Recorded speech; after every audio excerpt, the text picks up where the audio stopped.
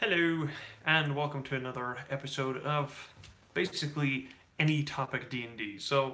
What I have here today are a few encounters that I've come across that I've really enjoyed myself. I put them to use and I love them. So I thought, what better way to celebrate this rainy day than talk about some of these? Now, it may not be raining where you are, but we're in a desert and it never rains, so this is a celebration.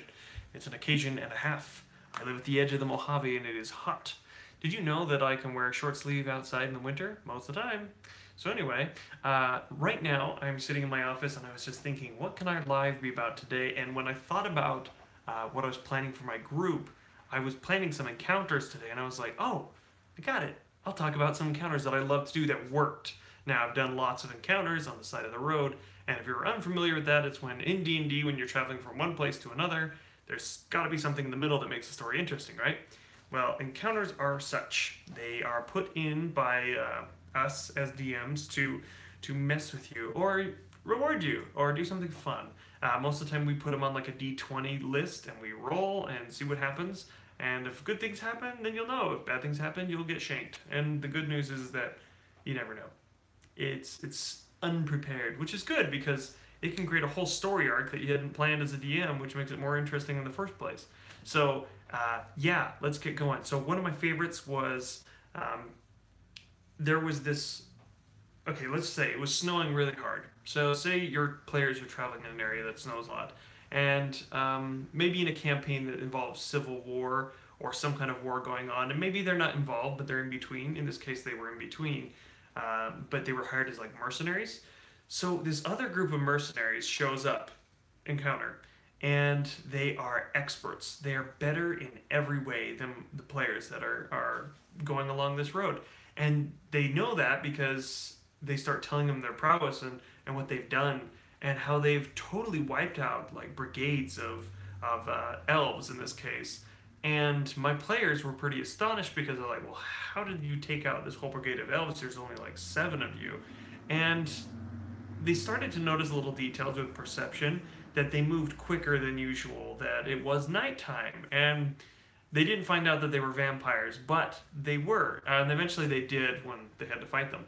But they ended up going with them for some time and seeing how they would act and do things, and they would go off and expertly wipe out these people, and and they were kind of amazed, but then shocked to find out there were these awful vampires that were working together to in the middle of war to satiate their need for blood.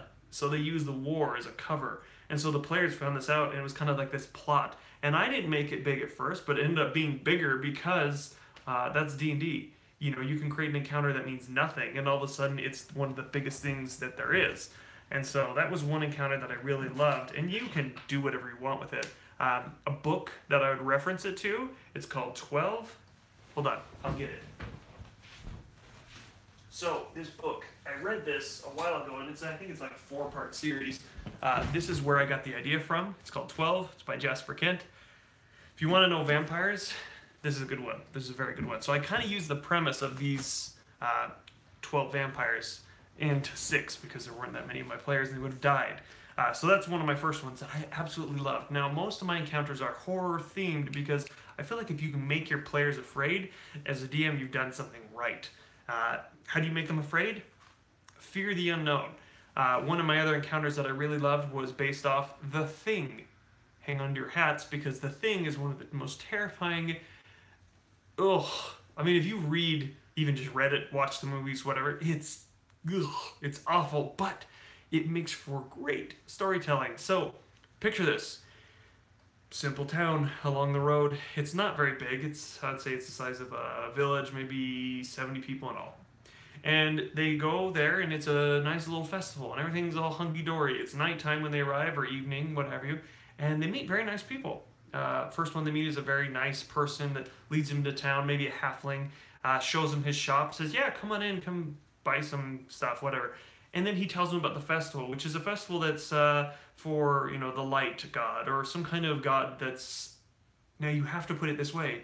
It has to be some, like, bright, happy god that no one would suspect anything happening in the festival, which DMs, you've done this before, right? You've made everything seem all nice and then nothing good has happened. We've all done it. And what I liked about this is that this halfling tried to get them to stay at his place. They rolled a high perception, or no, they rolled a very high investigation of the guy and noticed that there was something off about him. So they couldn't quite place it; it wasn't high enough, and it's not like you can guess what they are because this is a unknown homebrewed thing. And so they go up to this other guy who's like this homeless guy. He's very nice to them. Everyone in this town is overly nice. Strange, but nice. The last guy that they kind of talk to in the streets is the actual mayor. And he says, come to my house. I've got to show you something. And they go to the house and he tells them how great the festival is and they can enjoy along the way and have fun and drink or whatever. But he wants them to drink and he wants them to have a good time. And he's very rewarding. But as a DM, you have to be careful because it's so easy for them to suspect you. Especially if you're like me. They suspect every town that they go in. If there's a festival, they go the other way because of this. And they go into this guy's house and he's very inviting. He sits them down, has some schnapps with them, and just 3 of them go to bed. The other 3 stay out and drink with him, and they're getting pretty sloshed. And what ends up happening is he begins to morph in front of their eyes and come at them. And it is the most terrifying scene if you can describe it correctly. Watch The Thing if you dare. And anyway, so basically they fight it off and they're having a hard time of it. And every time it slightly makes contact with them, it like starts to fuse a little bit, and they have to roll like death saving throws type of thing. Meaning they have to roll 3 successes to get it off them. And basically the best way is fire. They find that out by I give them hints. There was like a little bit of a candle that was on one of the end tables that had been knocked over when they hit it with a particularly hard hit, and they saw that it burned it. Give clues without giving it so much away. But I love that one because people in the town started to turn all at once because it's like a hive mind situation. One gets hurt, they all get hurt, and they all start to know because it's like one biomass that forms into other people, that tricks other people into. So most of the city was taken. They ended up killing it by lots of fire and lots of fighting, and it was so close where the paladin got taken up and he was being pulled into it. It was pretty much he was dead, except we had some Molotovs that they made out of the alcohol that they were drinking, and they lucked out because it burned it and it was critical, and he got out, but he was singed, majorly wounded, mostly mentally. And that was a fun experience. So that was number 2. Number 3 was also one of my favorites, a Gypsy Camp. They're up in the mountains. We played this a while ago, and this was a different campaign, but they go up in the mountains and it's beating down snow, like crazy Siberian type snow, and they are freezing to death. They find a grove, which is weird because it's the mountains and it wasn't so much wooded, and they find this area that has all these very tall trees, very nice like pines, and they kind of make their way in, and they see that there's a little fire lit, which is crazy because this is supposed to be an abandoned, haunted mountain area. They make their way over, and of course they see a guy at sitting at some campfire, which is actually pretty big, and he's really huddled up tight against it, trying to stay warm. And they approach, and as a DM, especially if you're me, then they don't trust you at all. You have to really sell that this guy is weak, that he's lost, and that he's doing the best he can to stay warm. But if your players rolled a high enough perception, which mine did, they would know that. And I might write these up for you as well because they're a lot of fun. For those of you that missed this.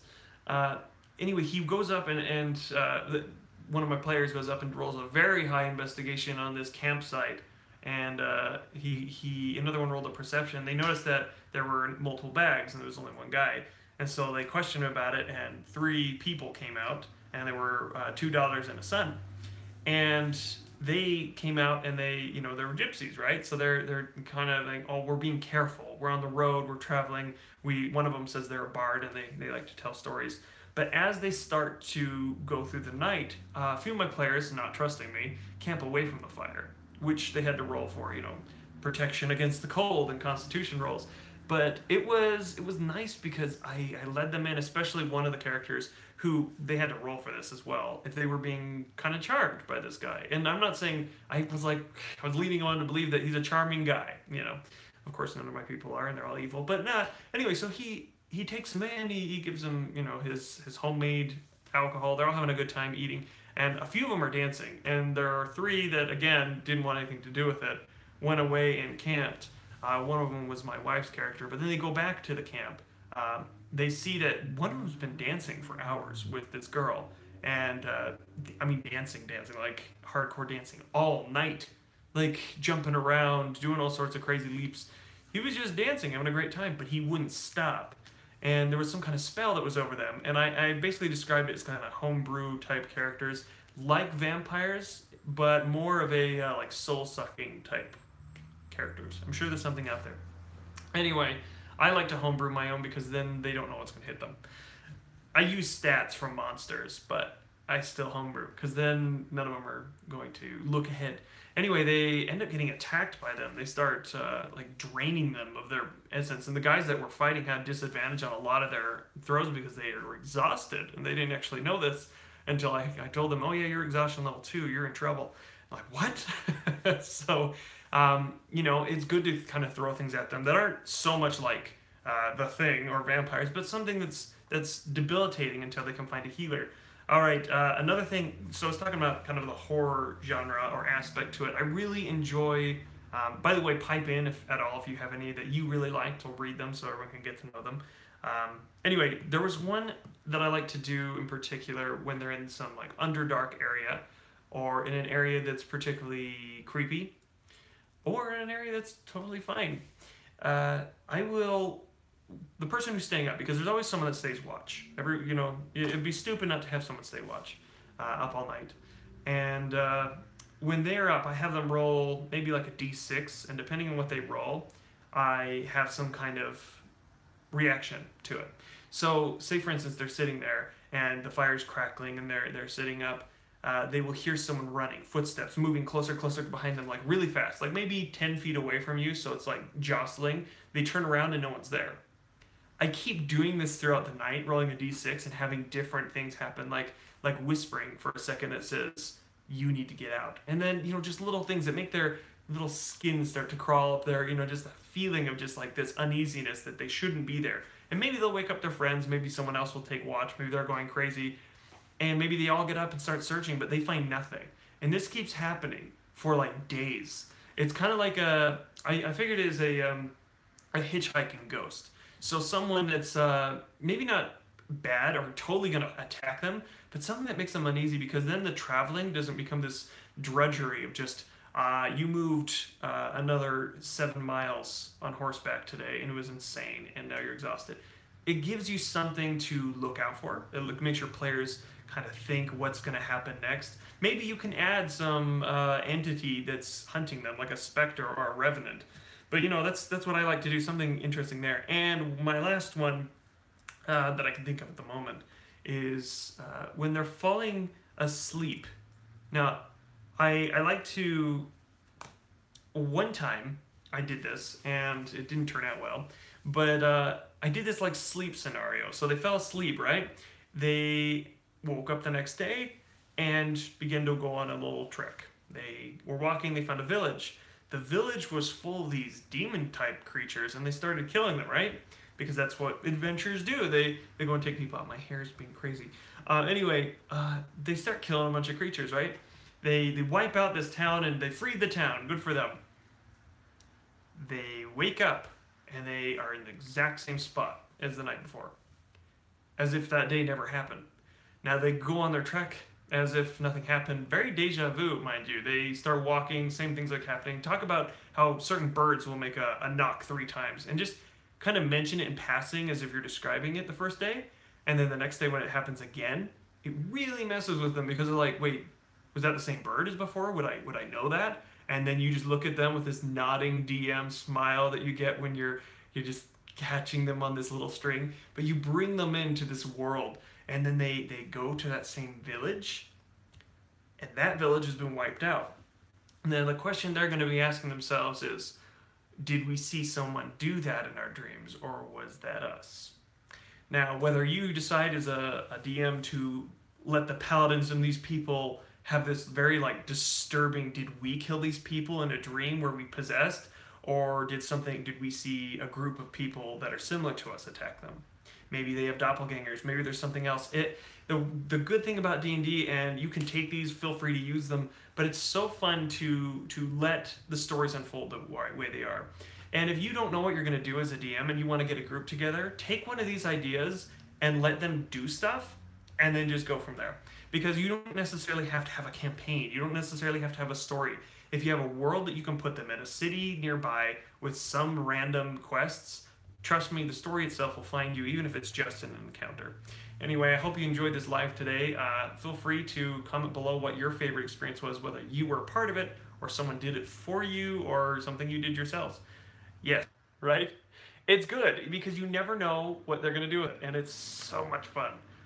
It's creepy. The last one, especially if you have paladins or clerics or whatever in your midst, they will be like, oh my gosh, did I just break my oath? Did I just do something terrible? What repercussions are going to happen in the future? Anyway, like I said, feel free to use them. Tell me below what you've done, because I'm curious. I might use them and I'll let you know how I did them and what they did, because sometimes it creates a total story arc that you're like, I have to find a way to make my campaign kind of loop back around to where they went.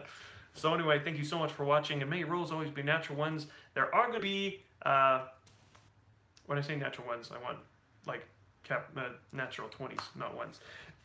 Yeah, so I also have some Let's Plays on the channel. I'm going to be having some more and some fun stuff. Anyway, I'll talk to you later, and have a good one. See you guys.